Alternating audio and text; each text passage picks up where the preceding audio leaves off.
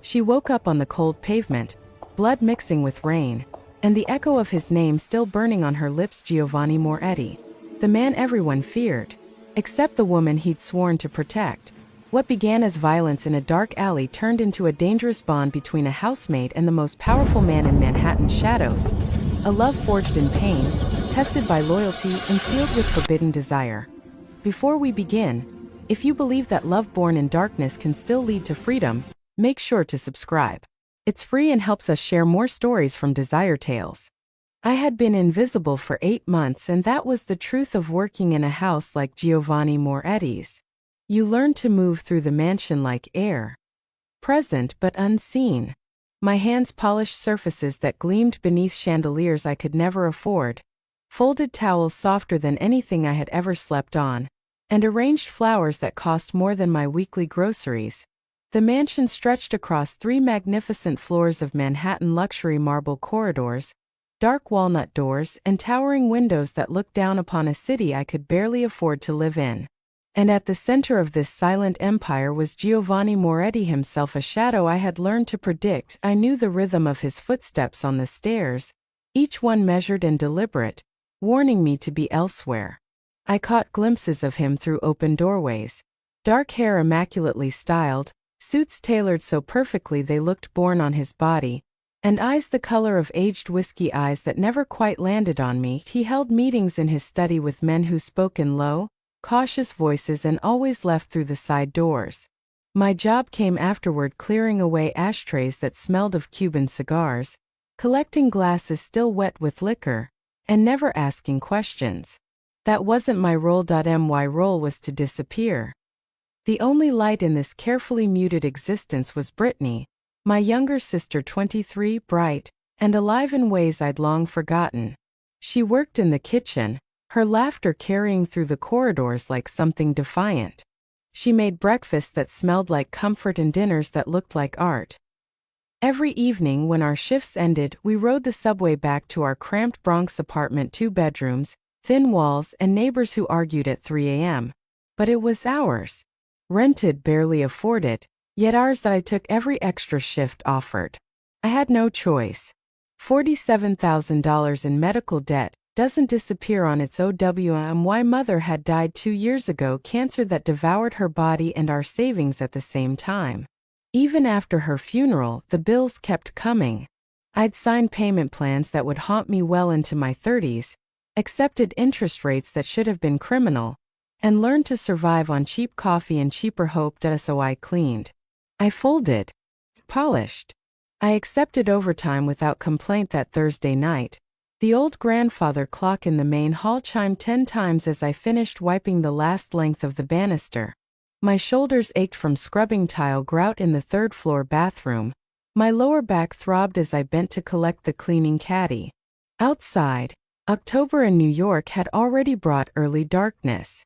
Through the tall windows, I watched the first streaks of rain blur the glass. "You heading out?" Brittany appeared from the kitchen, pulling on her jacket, the scent of rosemary and garlic clinging to her clothes, remnants of Giovanni's dinner. "Yeah. Long day." She studied my face the way only a sister could. "You look exhausted." "I'm fine. You always say that." She looped her arm through mine as we walked toward the service entrance. "Movie night this weekend. I'll make popcorn. If I'm not working." "Lauren." Her voice carried that soft, motherly reproach. "You can't keep doing doubles forever." "But I can. I have to. The next payment's due in 2 weeks, and I'm short by $300. Outside, the drizzle had turned into a full downpour. We huddled beneath the small awning by the service door while Brittany checked the subway schedule on her phone. Trains running on time. Ready to make a run for it. 3 blocks. That was all, just 3 blocks from the Moretti mansion to the Christopher Street station. We'd walked it hundreds of times, together or alone when shifts didn't match. The neighborhood was supposed to be safe. This was Giovanni's territory, after all. And I'd heard the whispers about what that meant: protection, order, rules enforced by men in dark suits. That night, though, Brittany's phone buzzed. A text from her boyfriend, some emergency with his roommate. She groaned, swore under her breath, then looked at me apologetically. Go, I told her. I'll be fine. You sure? It's only 3 blocks. I'm sure. She kissed my cheek, then ran toward the garage where her battered old Honda waited. I watched her taillights fade around the corner, then pulled my hood up and stepped into the rain. The street was quieter than usual. Most storefronts had gone dark, save for the amber glow of security lights. My sneakers splashed through puddles, soaking my socks before I'd gone half a block. I kept my head down, counting the shops like prayer beads: the Italian restaurant, the dry cleaner, the pharmacy with the flickering neon sign. 2 blocks down. 1 to go. That was when I saw it, the narrow alley to my left, a shadowed slit between 2 buildings. I'd passed it 1,000 times without a thought. But tonight, 2 figures stepped out from that darkness, blocking the sidewalk ahead. I stopped, heart hammering so loudly I could hear it over the rain. Evening, one said. A white man, maybe 30, shaved head, wearing a thin jacket that didn't suit the weather. The other was taller, broader, silent. Evening, I managed, trying to move around them. The first man shifted, staying in my path. Were you headed in such a hurry? Home, I answered, voice steadier than I felt. Excuse me. Hold on now. He smiled, but it wasn't friendly. Just being neighborly. Making conversation. The taller man moved behind me, cutting off my retreat. My stomach sank. I don't want trouble, I said. No trouble. The first man held up both hands, palms open, mockingly gentle. Just need your bag and that phone in your pocket. Nice and easy. My mind raced. Scream. No one would hear through the rain. Run. There was nowhere to go. Fight? 2 men twice my size, hopeless. With shaking hands, I pulled the crossbody bag over my head and held it out. He snatched it, rifled through, pocketing my wallet. Then his gaze slid to my jacket, and something in his expression changed. Wait a second. He stepped closer, rain plastering his face. You work at that house. The big one on the corner. Cold fear shot through me. No, don't lie. He grabbed my collar, yanking me forward.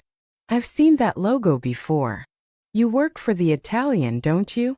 I don't know what you're talking about. He turned to his companion. She works for Moretti. The taller man's eyes darkened. I'm just a cleaner, I stammered. I don't know anything. I just clean houses. Please. The first man laughed low, ugly. Well, just a cleaner, you're gonna deliver a message for us. The punch came out of nowhere. Pain exploded white-hot across my cheekbone, and the world tilted. Before I could recover, rough hands seized my arms, squeezing hard enough to bruise. I tried to scream, but a palm clamped over my mouth. This is what happens, the first man hissed near my ear. When people think they own our streets, when they think their Italian boss can tell us what to do. Another hit caught my ribs. Then another. And another. I stopped counting after the 4th. I stopped trying to fight. I just folded inward and prayed for it to end. Someone yanked my hair, dragging my head back. I saw his fist coming, and then, mercifully, everything went black. When consciousness finally returned, I was lying face down on wet pavement. Rain drummed against my back, soaking through my jacket, every breath carving knives through my ribs. My left eye refused to open, properly swollen, throbbing, and the metallic taste of blood filled my mouth. They were gone. My bag, my phone, my attackers vanished into the October night. That I forced myself upright, biting back a sob as my ribs protested. My palms were raw and scraped, my jeans torn at the knee. Through my one good eye, I saw the faint light of the subway entrance ahead, wavering through the rain. Get up. Move. Get home. That I don't remember the walk clearly, just fragments. The woman's concerned face at the turnstile, me shaking my head. The jolting motion of the train. The mountain that was the stairway up to our building. That I in the bathroom mirror. The truth stared back. My left eye had swollen shut, purple blooming across the socket. My lip was split, bleeding. When I lifted my shirt, angry bruises marbled my ribs in red and violet. Finger-shaped marks ringed my arms where they had grabbed me. I turned on the shower, let it run hot, and sat fully clothed on the bathroom floor while steam fogged the mirror. Only then did I let myself cry quietly, carefully so I wouldn't wake Brittany. But she woke anyway, her door creaked, footsteps, and then her gasp in the doorway. "Lauren. Oh my God, Lauren. I'm okay. You're bleeding. We need to go to the hospital." "No, Lauren. I can't afford it." My voice cracked. "I can't afford the ER visit, Britt. I can't." She crouched beside me, hands hovering, terrified to hurt me. "What happened?" "Mugged. 2 guys." "Did you call the police?" "No phone, remember?" I tried to smile, but my split lip made me wince. "It's fine. I'll file a report tomorrow." She didn't believe it was fine, but she didn't argue. She helped me out of the wet clothes, steadied me in the shower, wrapped the worst scrapes with bandages from our first aid kit. When I finally crawled into bed, she sat beside me in the dark. "I shouldn't have left you alone," she whispered. "Not your fault." But as pain throbbed through every inch of me, I replayed the moment he'd seen my uniform, the logo, and everything had changed. That wasn't random. That was a message. Sleep came in ragged pieces, broken by the pulse of pain with every breath. When my alarm went off at 6, I lay staring at the ceiling, calculating the impossible math of missing work. I needed every shift, every dollar. The medical bills didn't care that I'd been beaten half to death in an alley. $47,000. That number shadowed me constantly. 300 here, 500 there. It never died, only breathed and grew. Missing even one day meant falling further behind. I dragged myself upright, ignoring the sharp protest of cracked ribs. In the bathroom mirror, my face looked monstrous. Left eye swollen black-purple, lip crusted over, bruises flowering along my jaw and cheek. Makeup became armor. Layers of concealer caked thick like plaster. Foundation mixed in 3 shades to mimic what my skin used to be. The eye was hopeless. I focused on making the rest look human. The long-sleeve shirt was necessity, not choice. Gray, high-necked, covering what damage I could hide. By the time I faced myself one last time, I looked like someone pretending to be me. Brittany was already in the kitchen. Her expression collapsed the moment she saw me. "Don't," I warned before she could start. "I'm going to work." "Lauren, you can barely walk." "I can walk fine." A lie. Every step sent shocks through my side. "And I need the money." "One day won't." "Yes, it will." I poured coffee into a travel mug, slow and deliberate. "Payments due in 2 weeks. I'm already short 300. She closed her mouth. We both knew the math. "At least let me drive you," she said finally. I let her. The subway stairs might as well have been Everest. The mansion looked exactly as it always did, beautiful, imposing, indifferent. Brittany dropped me at the service entrance, her look promising a later fight, then drove to the garage. She'd be in the kitchen by now, starting breakfast for Mr. Moretti. I made it through the morning on autopilot, dusting the library, vacuuming the second-floor hall, changing linens. Each task demanded precision without aggravating my injuries. I avoided mirrors. Around noon, Brittany found me folding towels in the linen closet. "You look awful," she said flatly. "Thanks. I'm serious. Your face is twice its normal size." "It's fine." She dropped her voice. "Did you at least file a police report?" "I will. After work." Another lie. What would I tell them? That my attackers had said my boss's name? That felt dangerous. "Lauren, I need to finish the 3rd floor." I cut her off, grabbing the caddy like a shield. "Mr. Moretti has guests this afternoon. Everything needs to be perfect." She wanted to argue but didn't. I climbed the stairs slowly, grateful for the quiet emptiness. Abovino wanted to see how badly I limped. Giovanni's study was last. He usually spent afternoons downtown, leaving the room empty until evening. I knocked twice, got no reply, and stepped in. The air smelled of leather, aged paper, whiskey, and cigars. His desk gleamed like a mirror, papers stacked with surgical precision. I had memorized his system over months. Never move the papers, never touch the laptop, hand wash the decanter and glasses, return them exactly that I was wiping the windowsill when I heard footsteps. My pulse jumped. Probably another staff member, Franco, checking in. But when I turned, Giovanni Moretti himself stood in the doorway. He'd removed his jacket, rolled his sleeves to the elbow, dark hair slightly disheveled as if he'd run his hands through it. And his eyes, those dark whiskey eyes, were fixed on me. Not through me. On me. "Sorry, Mr. Moretti," I managed. "I thought you were out this afternoon. I can come back. What happened to your face?" The question landed like a blow.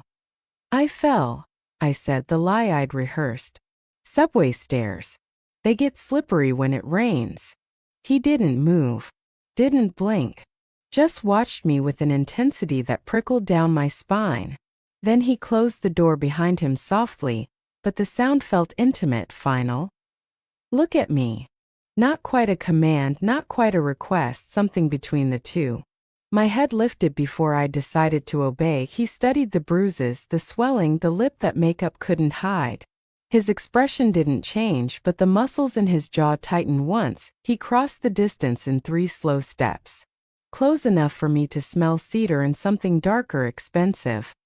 "Tell me again how you fell." "The stairs were wet. I lost my footing." "Which side did you fall on?" I blinked. "What? Left or right?" "Which side hit the stairs?" "Left, I think." "You think?" He circled slowly, like a predator assessing prey. "You're favoring your left side when you breathe. Protecting it. So you fell on the left, hit your left eye, split your lip, and now your left ribs hurt." Heat flushed my face.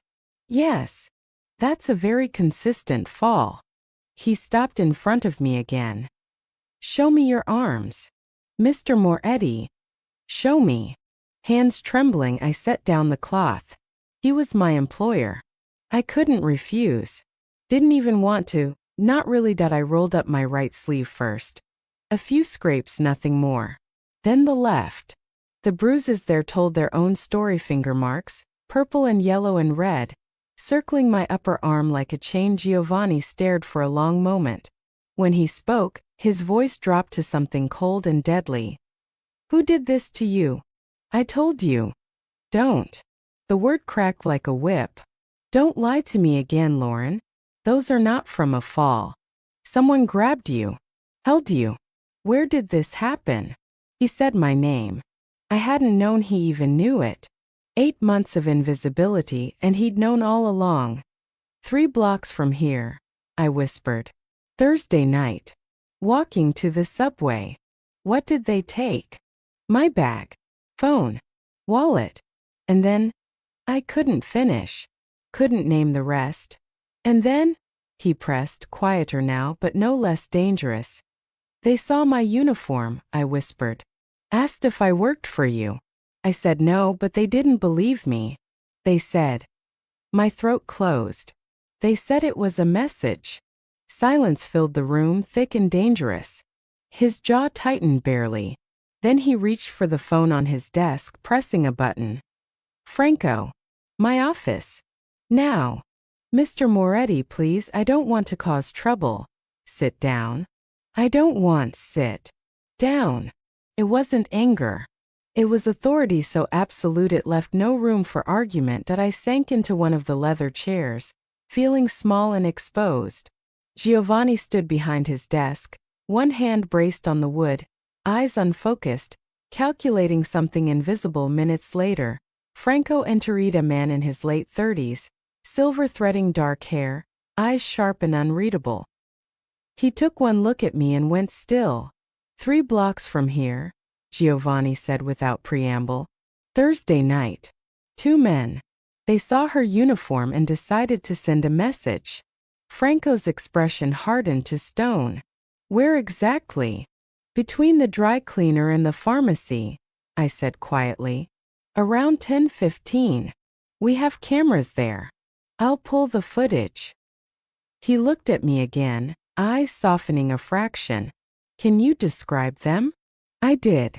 White guy, shaved head, thin jacket.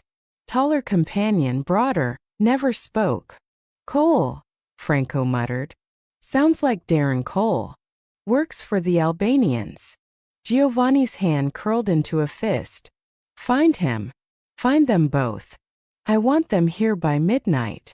Consider it done. Franco left as silently as he'd come, and the room grew heavy again. This isn't necessary, I said. I'm fine. It was just a mugging. It wasn't a mugging. Giovanni's gaze locked on mine, expression unreadable but fierce. They attacked you because you work for me. In my territory. On my street. That makes it personal. I'm just a maid. You work in my home. He moved from behind the desk, sat in the chair beside mine instead of across from it close enough that I could feel the warmth radiating from him. You've been here 8 months. I noticed things, Lauren. How you organize books by author. How you never gossip. How you take every overtime shift. I know why. My throat tightened. I need the money. I know. Medical bills. Your mother. Of course he knew. He probably knew everything about everyone who worked here. So you understand, he said softly, voice darkening, why I can't let this go. If I allow someone to hurt one of my people without consequence, it shows weakness. And weakness in my world gets you killed. The casual mention of killing should have terrified me instead. It made something flicker inside a strange, dangerous sense of safety. Giovanni's eyes stayed locked on mine, sharp, assessing, as though he were weighing how much of the truth I could bear. He rose from his chair, moving to his desk with slow deliberation. His hand pressed another button on the phone. Franco, he said, his voice low but hard as steel, update me when you have them. Then he turned back toward me. You're not cleaning anything else today. I can work, I began, but he cut me off with a glance. You're injured. You'll rest. That's an order. He crossed the room, pulled open one of the side drawers, and retrieved a small first aid kit. I watched, confused, as he set it on the desk and gestured toward me. Sit. Mr. Moretti, really, sit. The tone was calm but absolute. The kind that didn't expect refusal. I obeyed. Giovanni knelt before me, surprisingly gentle as he dabbed antiseptic along the edge of a cut near my wrist. The scent of alcohol and cedar filled the air between us. You should have gone to a doctor. I can't afford it. You can't afford not to. He taped a fresh bandage in silence, then stood, towering above me again, every inch the man whose word could decide the fate of others. Franco will call when he has something. His tone was clipped now, professional, but beneath the words lay something else, controlled fury. Moments later, footsteps echoed in the hall. Franco appeared in the doorway, a man carved from granite, eyes cold, purposeful. We have the footage, he said. Giovanni's head lifted sharply. Show me. Franco set a laptop on the desk, opening it to grainy black and white security footage. The timestamp read 10:14 p.m. Thursday. There I was, a blurred silhouette under the rain, hood up, head down. 2 figures emerged from the alley like phantoms. Even through the static, my stomach twisted. That's them, I said quietly. Franco zoomed in on the first man's face. You're certain? Yes. He's the one who grabbed me. Giovanni leaned in, studying the image with predatory focus. Darren Cole, he murmured. Small-time enforcer for the Albanians. Works collections, intimidation. He looked at Franco. The other. Victor. Croatian. Muscle for hire. Franco pulled a manila folder from under his arm, spreading photographs across the polished desk. Cole's been on our radar for months. Part of Krasniki's crew. They've been testing your boundaries in Lower Manhattan. Giovanni's jaw tightened, the only sign of the rage building beneath his calm. So this wasn't random territory play.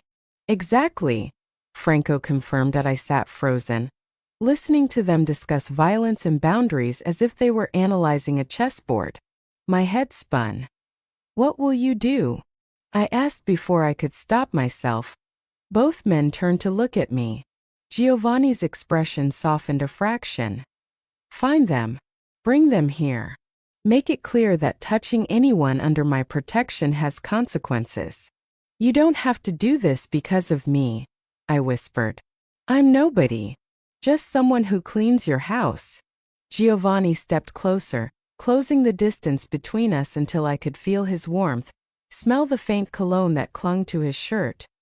You work in my home, he said, his voice a low growl. You've been here 8 months. I've noticed how you fold the newspaper so the headlines face up. How you water the orchids in the library every Tuesday because you know they need consistent care. How you never complain, never ask for anything. Just do your job. My breath caught. You notice that? I notice everything in my world, Lauren. And you're part of it whether you realize it or not. He turned to Franco. Assemble a team. 6 men. Find Cole and bring him to me. The Croatian too if you can. Done. Franco's response was immediate, efficient. What about the girl? She stays here tonight, Giovanni said. Guest room on the 2nd floor. Her sister too. Wait. I started, panic rising. You don't have to. Giovanni's raised hand silenced me. This isn't negotiable. Those men know you work here. They know your face. Until this is handled, you don't walk home alone through my streets. I can't just stay here, I insisted. I have bills, an apartment. Your bills will be there tomorrow. His tone was quiet, final. Tonight, you're under my roof and my protection. Accept it. The word protection hung in the air, heavy, complicated, but exhaustion was dragging me under, pulling at my limbs until arguing felt impossible. Fine, I said at last, voice small. One night. Giovanni's gaze softened, almost imperceptibly. Franco, make the arrangements. I want updates every hour. Yes, sir. When Franco left, the silence between us shifted. It wasn't empty now. It hummed. Giovanni studied me the way one might study something fragile yet dangerous, careful not to break it, but knowing exactly how. Why do you work so hard? He asked suddenly. The double shifts, the overtime. Most people do the minimum. You do everything. I hesitated. Lying felt pointless. He already knew. Medical debt, I said quietly. My mother died 2 years ago. Cancer. The bills didn't stop with her. Understanding flickered across his face. How much? That's not your concern. How much, Lauren? 47,000. He nodded once, absorbing the number like it was data in a report. And you're paying it off on a housekeeper's salary. I don't have much choice. There's always a choice. He turned toward the window, the evening light cutting across his face, sharpening it into something both beautiful and dangerous. You could have declared bankruptcy, walked away from the debt. That's not who I am. No, he agreed softly. It's not. You honor your obligations even when they're destroying you. That's rare. Before I could reply, a knock sounded at the door. Brittany stepped inside, hesitating. Sorry to interrupt. The housekeeper said I should set up in the room next to Lauren's. Yes. Giovanni straightened immediately. Both of you will stay tonight. Tomorrow we'll reassess. Brittany's eyes flicked to mean unspoken, what is happening? I gave her a small nod and she disappeared down the hall. I should go, I murmured, rising. Let you work. One more thing. Giovanni crossed to his desk, tore a sheet from a notepad, and handed it to me. A phone number, written in bold, precise handwriting. My direct line, he said. If anything happens Sanathingia, call me immediately. Nothing's going to happen. Your house is practically a fortress. Nevertheless, he reached out, closing my fingers around the paper. His hand lingered for a heartbeat too long, warm, steady before he stepped back. Thank you, I whispered. Don't thank me yet, he said quietly. The night isn't over. I left him there, standing in the glow of his study lamp, the room filled with the faint smell of smoke and power. For the first time in 8 months, Giovanni Moretti saw Menet as a shadow that cleaned his house, but as a person, and somehow that changed everything. I left him there, standing in his study, the glow of the desk lamp cutting sharp lines across his face. His voice still echoed in my ears. If I allow someone to hurt one of my people without consequence, it shows weakness. And weakness in my world gets you killed. That night, sleep refused to come. Even in the guest room, surrounded by silk curtains and the scent of polished wood, my mind replayed the alley rain fists, the sound of my ribs cracking like dry twigs. But under it all, another sound kept intruding. Giovanni's voice, calm and lethal. I don't know what time I drifted off, but when I woke, it was to the sound of muffled footsteps and a distant door closing somewhere below. The clock read 1:12 am. Something in the air had changed. Curiosity or maybe dread pushed me from the bed. I slipped on the robe the housekeeper had left and crept into the hallway. The mansion was nearly silent, but the faint hum of voices rose from downstairs that I shouldn't have gone. But I did. The staircase curved like a question mark into the dim light of the ground floor. Shadows moved against the far wall, large shapes, deliberate, controlled. I followed the sound until it led to the heavy oak doors of Giovanni's study. They were slightly ajar. Through the narrow gap, I saw Franco, flanked by 2 other men I didn't recognize. And kneeling before Giovanni's desk were the 2 figures from my nightmares, Darren Cole and the silent giant they'd called Victor. Rain-soaked, bloodied, hands bound behind their backs, they looked nothing like the predators who had cornered me 3 nights ago. Giovanni sat behind his desk, sleeves rolled to the elbow, dark hair mussed, his expression unreadable. The power in the room was tangible, electric, as though even the air obeyed him. He didn't shout, didn't move. He simply waited. Cole was the first to break. We didn't know she was one of yours, he blurted, voice trembling. We were just told to make some noise, that's all. Giovanni's tone was almost gentle. By who? Cole hesitated. The silence stretched until it became unbearable. By who? Giovanni repeated, softer this time, which somehow made it worse.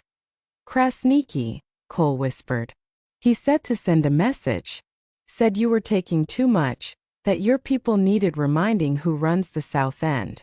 Giovanni leaned back in his chair, the smallest movement carrying the weight of a verdict. I see. He reached for the glass of whiskey beside him, took a slow sip and set it down without looking away from them. Do you know what that means? He asked quietly. Neither man answered. It means, Giovanni continued, that you walked into my street, touched one of my people, and carried out orders for a man who doesn't have the right to breathe my air. He stood then, unhurried, every inch of his posture composed. You hurt a woman under my protection. You thought I wouldn't notice. You thought I wouldn't care. He circled the desk, approaching them with terrifying calm. When he stopped, it was directly in front of Cole. Who did this to you? He asked, not to me this time but to Cole himself, voice low and venomous. Cole swallowed hard. I already told you, Giovanni backhanded him before the sentence finished. The crack echoed through the room. Cole's head snapped to the side, blood flying from his split lip. I asked, Giovanni said softly. Who did this to you? Cole blinked through blood and confusion. You did, he whispered. Giovanni nodded once. Good. At least one of us understands the rules. He turned to Franco. Take them. Make it clean. Yes, sir. Franco's voice was steady, but I caught the flicker of pity in his eyes, pity not for them, but for what came next. The 2 enforcers moved forward. Cole's pleas began almost instantly. Please, Mr. Moretti. We didn't mean please, we can work for you, make it right. Giovanni didn't reply. He just walked back to his desk, poured himself another drink, and stared into the amber liquid as the men were dragged out of the room. The heavy door shut behind them, muffling the sounds that followed. I stayed frozen in the hallway, hand over my mouth, heart pounding so hard I thought it might wake the whole house. It was over in minutes when Franco returned. He spoke quietly. "It's done." Giovanni nodded once, as though confirming a calendar appointment. "Burn the car. No traces." "Understood." When they left, silence reclaimed the room. Giovanni remained standing behind his desk, shoulders slightly bowed, the whiskey glass untouched. I don't know why I pushed the door open. Maybe I wanted to see if there was any humanity left in his face. Maybe I wanted proof that what I just witnessed wasn't a dream. He didn't look surprised to see me. "You shouldn't be here," he said. His voice was calm but softer than before. "I heard." I couldn't finish. My throat was dried. He studied me for a long moment, then sighed, running a hand over his jaw. "I told you I would handle it." "Handle it?" I whispered. "You killed them." He didn't deny it. "They sent a message," he said. I sent one back. I took a step closer before I realized it. Drawn by something I didn't understand. "That's justice to you?" "In my world, yes." For a heartbeat, neither of us moved. The air between us felt too heavy to breathe. His gaze softened just slightly, enough to make my chest ache. "Go back to bed, Lauren. You're safe now." Safe. The word should have comforted me. Instead, it burned. I turned to leave, but stopped at the doorway. "I wondered," I said quietly, "if I'd just become an accessory to murder." Giovanni didn't answer. "And then," I added almost to myself, "I wondered if I cared." The first time I'd ever seen even a hint of weariness on Giovanni Moretti's face was the morning after the judgment when I came downstairs. The house was hushed, the kind of silence that only followed violence. The rain had stopped, leaving the world washed clean, though it felt like the air itself was holding its breath. Giovanni was in the kitchen, a place I had never once seen him before. He stood by the marble counter, sleeves rolled up, 2 mugs steaming in front of him. For a man who commanded entire neighborhoods, the domesticity looked strange on him, almost human. He looked up when I entered. "Coffee?" I hesitated in the doorway. "You make coffee?" A faint, tired smile touched his mouth. "Don't sound so shocked. I'm not completely useless." I stepped closer. He handed me one of the mugs, the heat seeping into my hands like forgiveness I didn't deserve. "You didn't sleep," he said quietly. "Neither did you." He studied me for a moment, eyes tracing the fading bruises along my jaw. "How bad are the ribs?" "I've had worse." "Don't lie." I tried to smile. "Hurts when I breathe. Or laugh. Or exist." He set his mug down, the humor leaving his expression.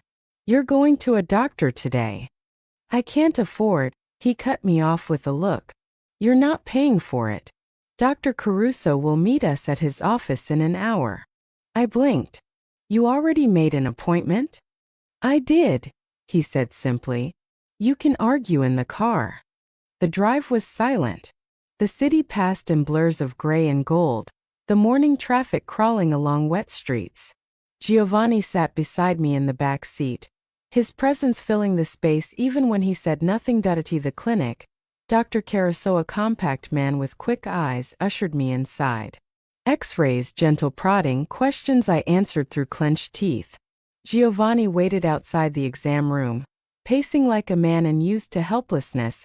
When the doctor called him in, I expected disapproval, maybe even irritation. What I saw instead was focus. 2 fractured ribs, Dr. Caruso said. 6th and 7th on the left side. You were lucky. Giovanni's jaw tightened. How long to heal? 6 to 8 weeks minimum. She'll need rest. Limited lifting. No stairs if possible. Giovanni nodded once, decisive. Send the bill to me. That's not necessary, I began. Yes. he said quietly, eyes flicking to mine. It is. He left no room for argument. Back at the mansion, I tried to slip into the rhythm of work again, but every time I reached for a mop or lifted a stack of linens, Franco appeared out of nowhere to take it from my hands. The man moved like a ghost, but his disapproval was loud enough. Boss said rest. He reminded me more than once. Resting makes me feel useless. He gave me a look that said he didn't care how I felt. Then be useless for a week. By evening, Giovanni found me in the library, sitting on the couch with a heating pad pressed to my side. Books lined the shelves from floor to ceiling, the scent of old paper comforting. He set a plate on the table, grilled chicken, vegetables, a slice of bread, and sat across from me. You didn't have to. You didn't eat lunch, he interrupted. So yes, I did. I took a bite, mostly to avoid his gaze. You don't have to take care of me. He leaned back, eyes never leaving mine. Responsibility in my world doesn't end when the blood's cleaned off the floor. Something in my chest twisted. Is that what I am? Responsibility. His voice softened. If that's what you need it to be. I didn't know what that meant. Not exactly, but it didn't sound like pity. Later, on the balcony overlooking the city, the night spread out below us like a constellation of promises, distant, unreachable, and yet somehow beautiful. The skyline shimmered, golden veins against the black. Giovanni stood beside me, hands in his pockets. You should have told me sooner, he said quietly. I didn't think it mattered. It matters. He turned slightly, the wind catching his shirt sleeve. When someone under my roof is hurt, it matters. I watched the city lights reflected in his eyes. I still don't understand your world. He smiled without humor. You don't want to. Trust me. I'm trying. He looked at me for a long moment, the distance between us shrinking by degrees. Trying is enough. The silence that followed wasn't uncomfortable, it was something else. A fragile truce, maybe. The beginning of a language that didn't need words.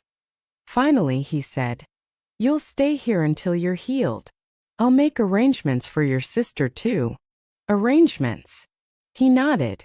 We'll figure something out that doesn't make you feel caged. The way he said it made my pulse stutter. As I looked back at the city, the same streets that had nearly killed me now looked different from this height, shimmering with impossible calm. For the first time in a long while, the future didn't look like survival. It looked just barely like hope.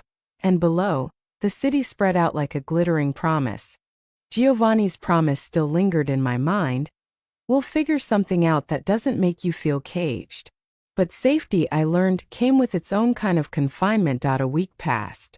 My ribs still ached, though less each day.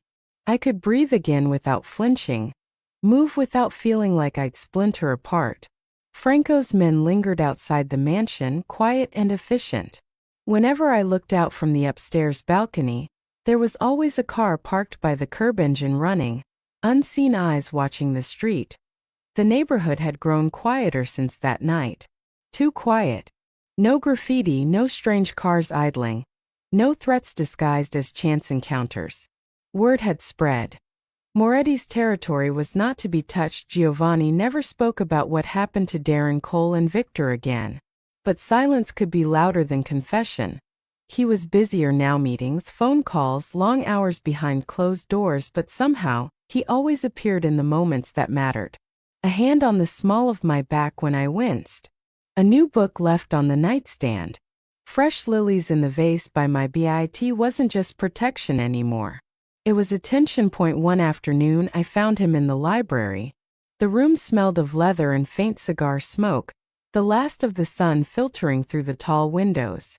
He was standing near the bookshelf, sleeves rolled up, reading something in Italian. I hesitated at the door.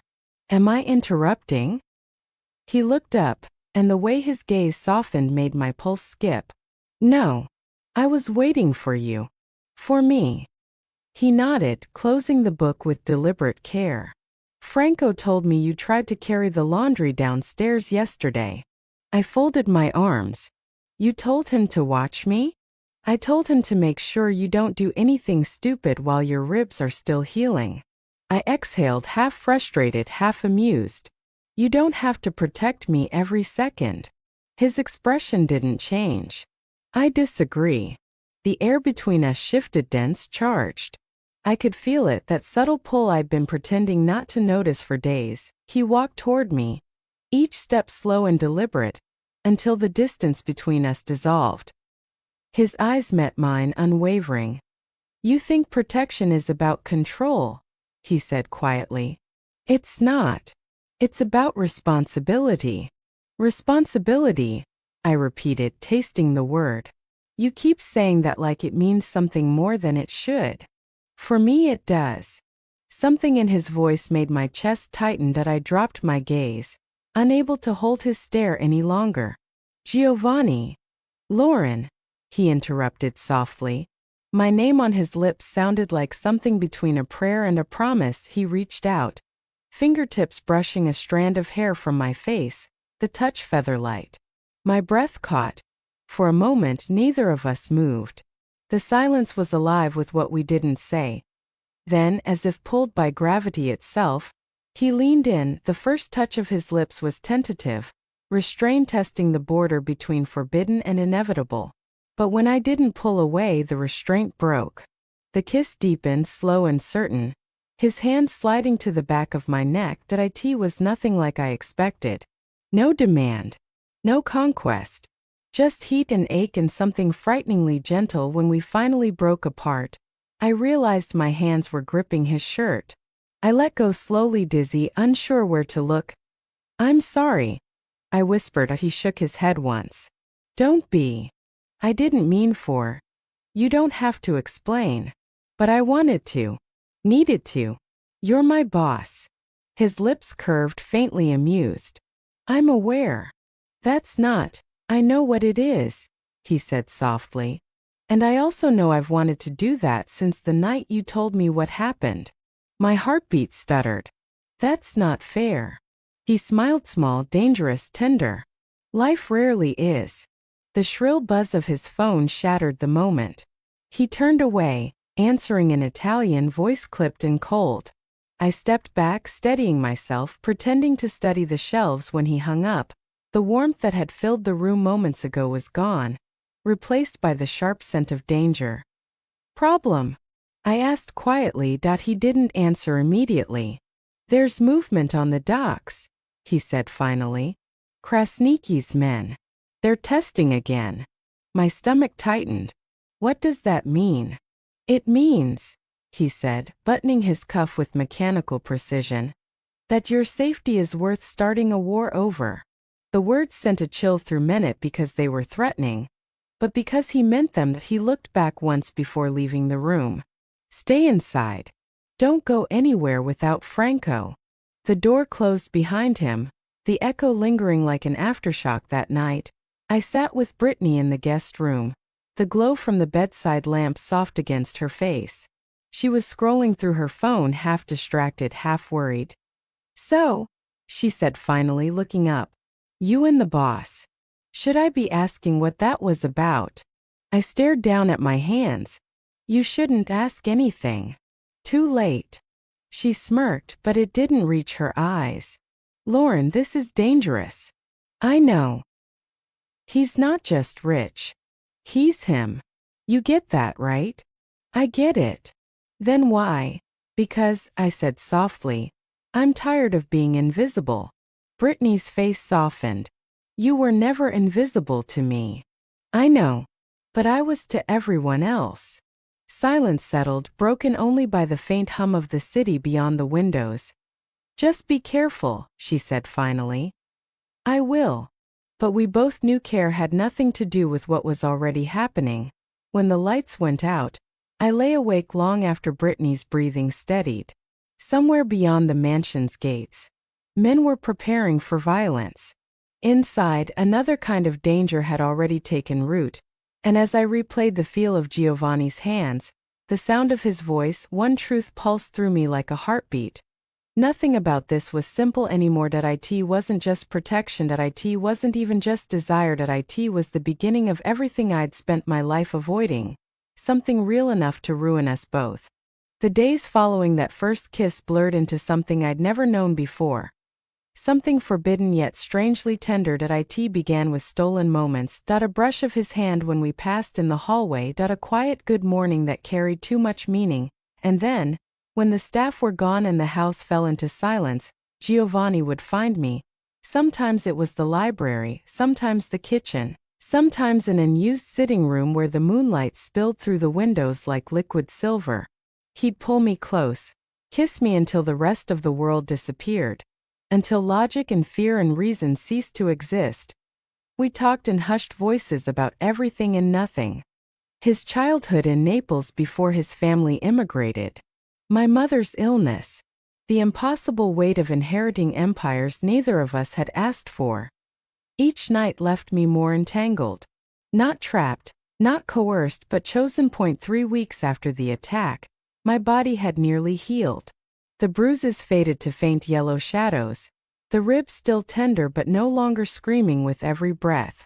I could finally sleep without waking from nightmares. Until Brittany caught us. It happened one evening in the kitchen. Giovanni's hands were on my waist, his mouth against mine when the door swung open. "Oh my God!" Brittany gasped. We broke apart like guilty teenagers. Giovanni, however, looked entirely unbothered, cool, composed, the faintest curve to his lips betraying nothing. Brittany's eyes darted between us. "You kissed him." "I think maybe he kissed me," I said weakly, then added, "It was mutual kissing." She stared at me in disbelief. "Lauren, this is insane." "I know." I was going to say dangerous, but insane works too. Her gaze snapped to Giovanni. "Are you going to hurt her?" "No," his answer came instantly absolute. "Are you going to get her killed because someone wants to hurt you through her?" Giovanni's voice didn't rise. Didn't need to. I'd burn this city to the ground first. Brittany blinked, absorbing that. Then to my surprise she nodded once. "Okay then. But Lauren, we're talking about this later." Extensively. She left the kitchen, muttering under her breath. Giovanni exhaled, almost laughing. "Your sister," he murmured, "is terrifying. She's protective. So am I." He kissed me again, slower this time, the kind of kiss that made me forget why fear existed in the first place. 2 days later, Franco cornered me in the study while I was organizing files. His expression was unreadable. "He's different because of you," Franco said without preamble. I nearly dropped the stack of papers. "What?" "I've known Giovanni for 12 years. I watched him build this empire from nothing after his father died. He doesn't let people in. Doesn't show weakness. Doesn't care about the small details of anyone's life, unless it serves a strategic purpose." I swallowed. "Your point?" "My point," Franco said, stepping closer, "is that he knows how you take your coffee. He noticed when you changed how you organize his books. He personally drove you to the doctor." I tried to steady my breathing. "He's just being responsible. I got hurt because of his business." Franco's eyes narrowed. "Sure. Keep believing that if it helps you sleep at night." "What are you implying?" "I'm saying," he replied, voice low and even, "when this gets complicated, and it will, remember I warned you." He left before I could respond, but his words lingered, heavy as smoke. That night I lay awake, staring at the ceiling. What scared me wasn't the idea that Giovanni might hurt me, it was knowing that he already could. Thursday evening, a week after the attack, Giovanni asked me to stay late in the library. He'd received new shipments of rare books, leather-bound first editions that smelled like time and dust. Organizing them should have been simple, soothing work. Instead, every movement made me aware of his presence.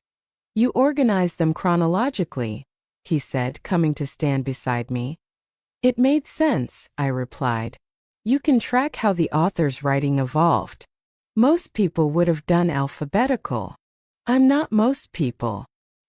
He looked at me, then really looked, and something in his expression shifted. No. You're not. The air between us thickened.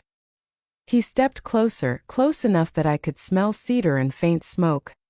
I can't stop thinking about you, he said quietly, his voice low and raw. Since that night. Since I saw what they did. Since I realized you've been here 8 months, and I was too blind to really see you. My throat tightened. I should have lied. I should have protected both of us. But the truth came out in a whisper. I can't stop thinking about you either. He moved before thought could intervene, one hand cupping my jaw, the other resting carefully against my waist, avoiding the rib that had not fully healed. I'm not a good man, Lauren, he said softly. I do terrible things to maintain power and protect what's mine. You deserve better than what I can offer. Maybe I don't want better, I whispered. Maybe I want this. The kiss was inevitable, deep and consuming. A collision of everything we'd been avoiding. His hand slid into my hair, my fingers curled into his shirt, and for a moment I forgot the danger, forgot the world. Then his phone buzzed that he pulled away, muttered something in Italian, checked the screen and cursed under his breath. I have to go. Franco needs me. He looked at me one last time, gaze burning. This conversation isn't over. No, I said softly. It's not. He kissed me once more, brief, fierce, and left it. I stood there, trembling, fingers pressed to my lips, my heartbeat still chasing his shadow. When I finally returned to my room, Brittany was waiting, sitting cross-legged on the bed. You kissed him again, she said flatly. He kissed me, I said, then added weakly. Maybe I kissed him back. She sighed. Lauren, once you start something with a man like Giovanni, there's no going back to being invisible. I know. She leaned forward, eyes fierce but gentle. Then hold on tight. Because this is going to change everything. Through the window behind her, the city shimmered in the distance, vast and indifferent. Somewhere out there, Giovanni was handling whatever crisis Franco had called him for, making decisions that would ripple through the criminal underworld. And I sat there, touching my lips where his kiss still burned, knowing that whatever this was between us, this impossible, dangerous, intoxicating thing, it had already rewritten my world. For the first time in years, I wasn't surviving, that I was feeling. 6 weeks, that's how long it took for my body to remember what normal felt like. When Dr. Caruso unwrapped the final bandage, his voice carried calm finality. No tenderness? None, I said. Deep breath. I inhaled, and for the first time in months, there was no sharp edge of pain, just air filling lungs that felt like they finally belonged to me again. Good, he said. You're cleared for normal activity. No restrictions. Lucky, he called me. And maybe he was right. Surviving an alley attack, falling into a Mafia boss's orbit, and walking away wholly, it did feel like a miracle of some twisted kind. Giovanni waited for me in the clinic lobby. When I stepped out, his eyes scanned my face the way they always did, now searching for any sign of pain. All clear, I told him. Officially healed. Relief crossed his features, a flicker, gone as quickly as it came. Then we celebrate tonight. Properly. The celebration came in the form of a quiet French restaurant, dim lights, low voices, candles flickering between us. I'd never been somewhere so elegant. Not as a guest, that he ordered for both of us in flawless French, voice low, smooth. Watching him there, commanding, yet strangely at ease, I almost forgot who he was to the world outside. When dessert arrived, he slid an envelope across the table. What's this? Open it. Inside was a formal document, me name printed neatly across the top. Employment contract. Personal assistant to Giovanni Moretti. I blinked, reading the rest. The salary made my breath catch. It was nearly triple what I'd been earning as housekeeping staff. Real benefits. Health insurance that actually worked. Giovanni. This is fair compensation for your work, he said simply. You've been managing my schedule, organizing correspondence, handling details that would take me hours. You've earned it. I stared at the number again, doing the math in my head. With that salary, I could pay off my medical debt in 2 years instead of 10. He lifted his glass of wine. There's also a signing bonus in your first paycheck. I froze. How much? Enough to handle any outstanding financial concerns. I swallowed hard. The medical debt. He didn't deny it. Consider it a Christmas bonus. I tried to speak, but my throat tightened. You can't just. I didn't ask your permission, he said gently. You work for me. I take care of my people. That's how this works. I should have protested.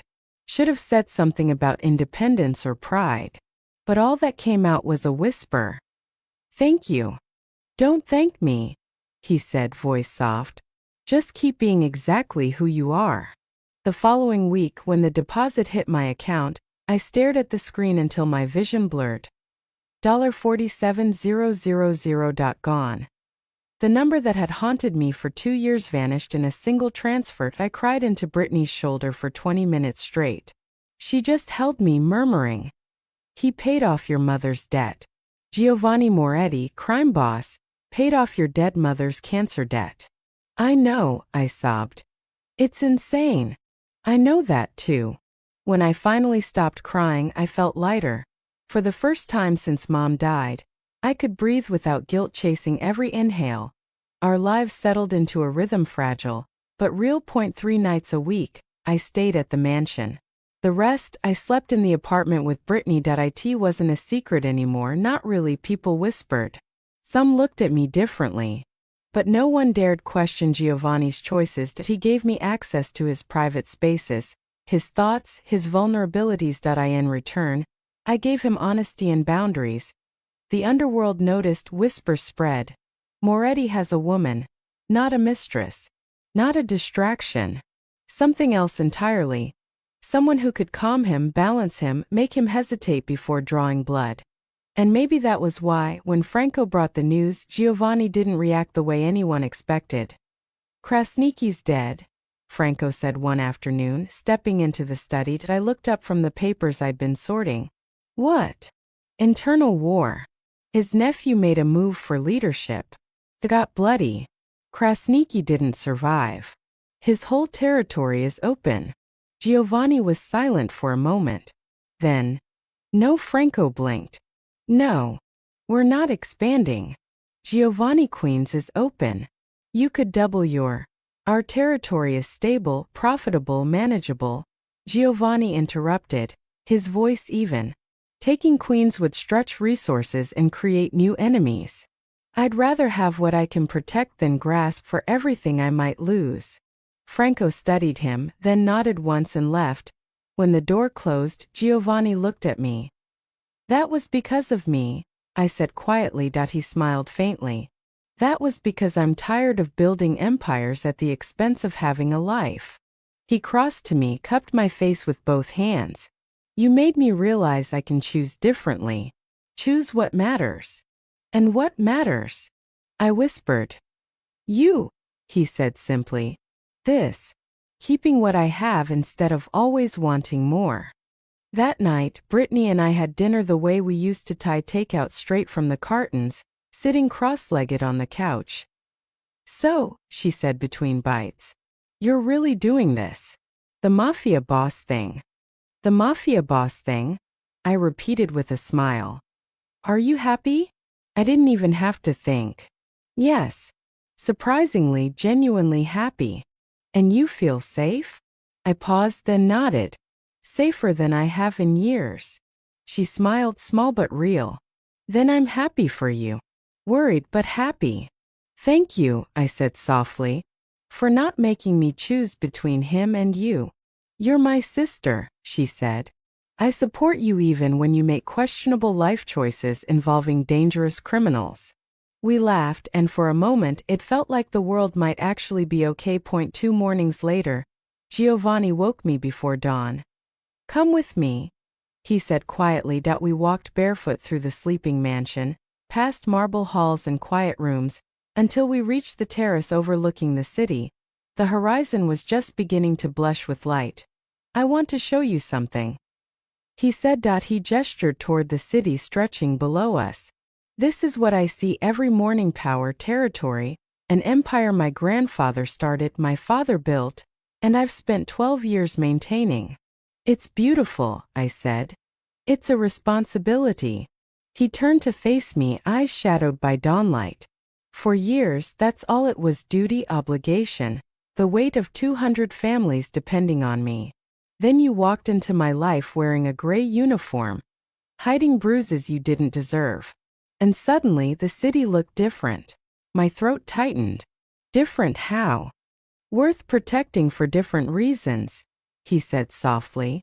Not just territory or power, but because it's where you live, where you walk, where we built something impossible that somehow works. The sun crested the skyline, painting his face in gold as he reached out, tracing the side of my ribs, the same spot that had once been fractured. His fingers were warm, reverent. Do you ever regret it? He asked. How we started. The violence, the complications. I thought about the rain, the alley, the blood. About waking in this mansion, about the kiss that changed everything. No, I said honestly. I wouldn't change any of it. The attack brought me to you. The violence made you notice me. Everything terrible led to this. He shook his head slightly. That's a dangerous way to think. Maybe, I said. But it's true. I turned to face him fully. We were built on danger, Giovanni. That's our foundation. But we're sustained by choice, by deciding every day that this, whatever this is worth the risk. He cupped my face in his hands, thumbs tracing where bruises once were. Then he bent and pressed his lips gently against the spot on my side where the rib had broken, an unspoken vow. I love you, he murmured against my skin. I don't say that lightly. But I need you to know. I love you too, I whispered. Even though you're complicated and dangerous, and you do terrible things to maintain power. Maybe because of that. Maybe a little.